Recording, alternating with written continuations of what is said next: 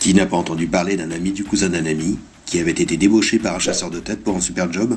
Mais au fait, c'est quoi un chasseur de tête? Il est temps d'apporter enfin un éclairage pertinent à cette question.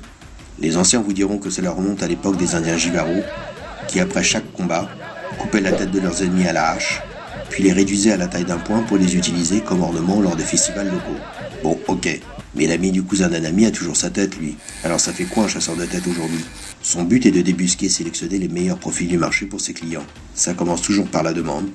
Je veux recruter un profil qui est expert sur ça, qui a cette compétence, et qui parle telle et telle langue. Ah oui, qui maîtrise aussi ce système d'information.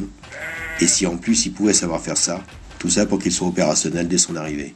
Là, le chasseur de tête, headhunter comme on dit de nos jours, répond, les profils qui réunissent de telles compétences sont forcément déjà en poste. Nous allons donc aller les chasser pour vous au sein de leurs entreprises.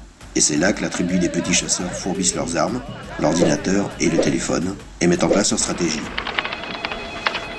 Et hop, ils identifient les entreprises au sein desquelles on pense trouver les compétences recherchées, puis ils jouent la comédie pour obtenir les noms des personnes ciblées. Avec ces noms, ils approchent les candidats potentiels directement dans leurs entreprises. Si le profil du candidat potentiel correspond et que le poste intéresse, il sera sélectionné. Par la suite, on rencontre les candidats sélectionnés, on les teste et on en retient 2 ou 3 qui seront présentés au client. Si tout est ok, le candidat retenu démissionne de sa boîte et est embauché par le client. Voilà, c'est ça la chasse de tête aujourd'hui. Alors, serez-vous le prochain ?